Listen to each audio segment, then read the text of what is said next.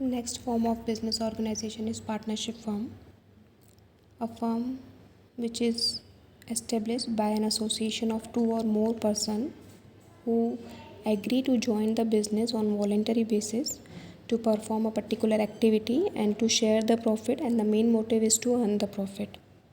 और जब वो एग्री करते हैं कि वो अपना फाइनेंशियल और मैनेजल रिसोर्सेज सारे एक ही बिज़नेस में कंट्रीब्यूट करेंगे, उस बिज़नेस को हम बोलते हैं partnership business. These type of business are registered under the Indian Partnership Act 1932. कोई भी पर्सन्स जब एग्री करते हैं किसी लीगल एक्टिविटी के लिए पार्टनरशिप करने को, तो वो बिज़नेस हमारा पार्टनरशिप बिज़नेस कहलाता है. अगर किसी ने इस बात पे एग्री किया है कि they are going to perform an illegal activity और activity which is not consider under the law, तो फिर ऐसे बिज़नेस को हम पार्टनरशिप बिज़नेस नहीं मानेंगे. फीचर्स की बात करते हैं. Minimum 2 members are required in a partnership business. और मैक्सिमम की बात करें तो here it is mention that it is of 20.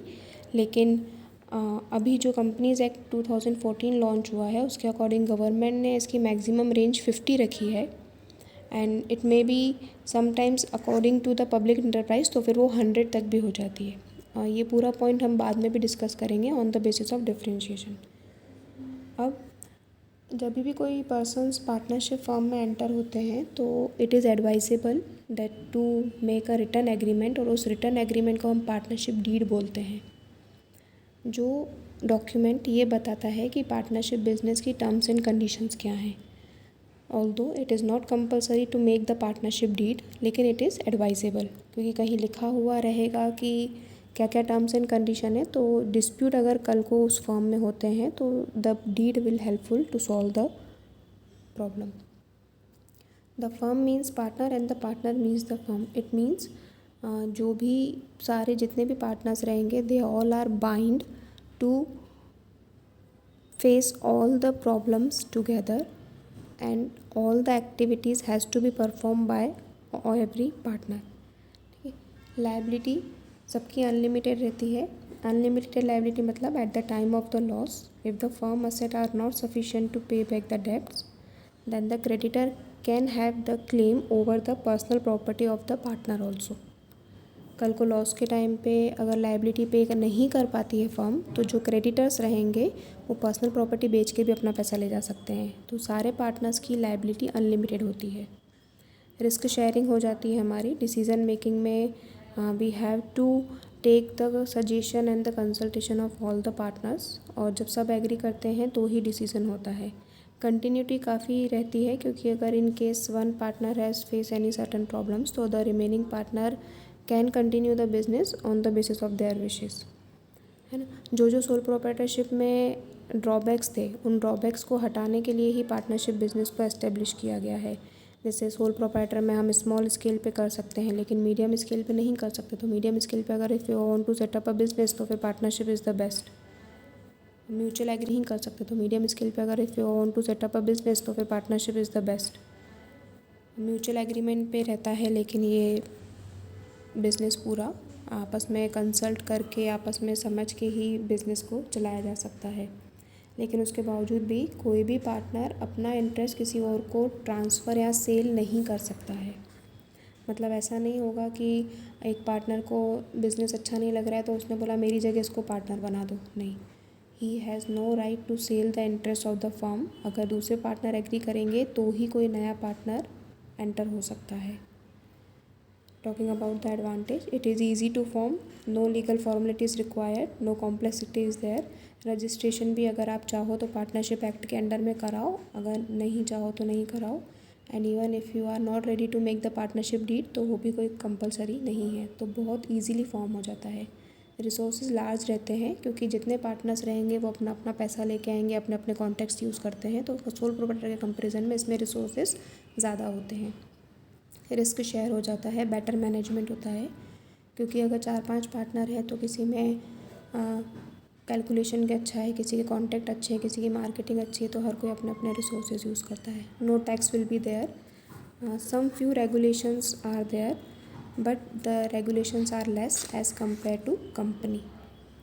Limitations, unlimited liability. हमने कहा कि पर्सनल प्रॉपर्टी बिल्कुल भी सेफ़ नहीं होती है. पर्सनल प्रॉपर्टी बेच के भी पैसा वसूल किया जा सकता है। लिमिटेड लाइफ कई बार ऐसा होता है कि किसी पार्टनर की डेथ हो जाती है तो बाकी सारे पार्टनर्स एग्री करते हैं कि that we are not interested in continue the business, तो उस केस में the life of the firm is limited. Chances of dispute, बहुत ज़्यादा चांसेस होते हैं क्योंकि ज़रूरी नहीं है कि जो चारों पांचों पार्टनर्स हैं उन सबका एक ही कंसर्न बने हर डिसीज़न को लेकर। तो डिस्प्यूट के कारण क्या होता है, पब्लिक कॉन्फिडेंस भी लैक हो जाता है क्योंकि मोस्टली पब्लिक के दिमाग में ये आता है कि बिज़नेस चलेगा कि नहीं चलेगा, आपस में सेटलमेंट होगा कि नहीं होगा। कॉन्फ्लिक्ट्स के कारण कंटिन्यूटी पे दिक्कत जाती है, पब्लिक कॉन्फिडेंस में जाती है। At the same time mutual agency का रिस्क भी बहुत रहता है, ज़रूरी नहीं है कि हर डिसीज़न पे हर पार्टनर एग्री करे। तो ये सारे पॉइंट्स के कारण पार्टनरशिप बिजनेस मोस्टली अप्लीकेबल नहीं होता है। टाइप्स की बात, types partnership at will means अपनी ही मर्ज़ी से अगर कोई पार्टनरशिप बिजनेस चलाया गया हो या शुरू किया गया हो उससे हम पार्टनरशिप एट विल बोलते हैं, इनडेफिनेट पीरियड के लिए, जिसका कोई टाइम बेसिस नहीं है कि 1 साल 2 साल, ऐसा नहीं। लेकिन जो सेकंड टाइप है फिक्स पीरियड पार्टनरशिप, जिसमें हमें पता है कि 2 साल 5 साल के लिए एस्टेब्लिश किया गया है और जैसे ही टाइम ख़त्म होगा वो पार्टनरशिप बिजनेस भी ख़त्म हो जाता है। Particular partnership means which is establish for a particular reason, कोई बिल्डिंग बनाने के लिए, कोई ब्रिज बनाने के लिए, कोई डैम बनाने के लिए, ऐसा जो पार्टनरशिप बिजनेस होता है जैसे ही वो टास्क पूरा होता है पार्टनरशिप भी ख़त्म हो जाती है।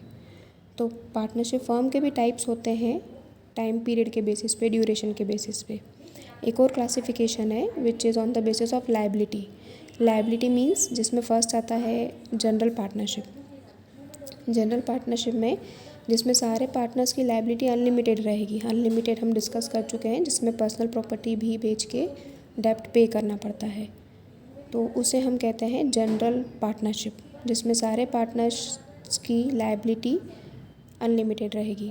और सेकंड होती है लिमिटेड लायबिलिटी पार्टनरशिप, जिसमें हम पहले ही ये बात कर लेते हैं कि the partners are having only the limited liability criteria, लेकिन ये आपको पार्टनरशिप डीड में लिखना पड़ता है ना, जिसको हम शॉर्ट फॉर्म में बोलते हैं LLP, that is limited liability partnership. तो डिपेंड करता है कि हम लायबिलिटी में किस बेसिस पे करते हैं। About the types of partners, 4 types of partners are there: active partner, sleeping partner, secret partner and nominal partner. Active partner contribute करता है capital but did not participate in management and get share in profit and loss and having the unlimited liability. मतलब जो active partner रहते हैं वो सारे काम भी करेगा, कैपिटल भी कंट्रीब्यूट करेगा, प्रॉफिट भी ले जाएगा। जो स्लीपिंग पार्टनर होते हैं he will only contribute the capital, does not take participate in the management, get share in profit and loss and having the unlimited liability. जो सिर्फ नाम के लिए पार्टनर होते हैं, बाकी एक्टिविटीज़ में पार्टिसिपेट नहीं करते हैं। Secret partner will contribute the capital, will take participate in management, will get share in profit and loss and having the unlimited liability. मतलब कैपिटल कंट्रीब्यूट करेंगे, पार्टिसिपेट भी करेंगे बट सीक्रेटली। नॉमिनल पार्टनर में ना वो कैपिटल कंट्रीब्यूट करेंगे, ना participate करेंगे, ना प्रॉफिट एंड लॉस में शेयर लेंगे और ना ही कोई लायबिलिटी पे करने के लिए ज़िम्मेदार रहेंगे। वो सिर्फ नाम रहेगा उनका जो कि हमारे बिज़नेस में चलेगा। एक और टाइप होता है इसमें minor partner. Minor partner mostly permit नहीं है, किसी भी फर्म में आप किसी माइनर को पार्टनर नहीं बना सकते हो। वो कैपिटल भी कंट्रीब्यूट नहीं करता है, कहीं किसी एक्टिविटी में भी इन्वॉल्व नहीं होता है, लेकिन एक सर्टेन एज अटेंड करने के बाद वो ऑटोमेटिकली पार्टनर बन जाता है। और ऐसा कई बार कंडीशंस में होता है कि है ना, एक एज अटेंड करने के बाद जो एक पर्सन है अभी नहीं कर रहा है काम, लेकिन बाद में he will become a partner. Last topic है हमारा पार्टनरशिप डीड। कभी भी 2 या 2 से ज़्यादा पर्सन एंटर करते हैं तो अगर वो एग्री करते हैं रिटर्न फॉर्म में कुछ लिखने के लिए तो उस डॉक्यूमेंट को हम पार्टनरशिप डीड बोलते हैं, जिसमें नाम, फर्म का नाम, एड्रेस, प्लेस, किसने कितना कंट्रीब्यूट करा है, क्या एक्टिविटीज़ रहेंगी, किसका कितना प्रॉफिट शेयरिंग रहेगा, सब कुछ मेंशन रहेगा। रजिस्ट्रेशन कराने के लिए आपको सबसे पहले पार्टनरशिप डीड बनानी पड़ती है, और अगर रजिस्ट्रेशन नहीं होता है तो कोई भी फर्म किसी पे केस नहीं कर सकती है, कोई थर्ड पार्टनर पे केस नहीं कर सकती है, किसी और फर्म पे आप केस नहीं कर सकते हो, कहीं आप लीगली किसी पे कोई भी लाइबिलिटी नहीं कर सकते हो, क्योंकि रजिस्ट्रेशन ही नहीं है। यहाँ पे आके हमारा पार्टनरशिप फॉर्म ख़त्म होता है। If you like the video तो please share and subscribe the video. और अगर इन केस कुछ और आपके डाउट्स हो तो आप कमेंट बॉक्स में हमसे पूछ सकते हैं। Thank you.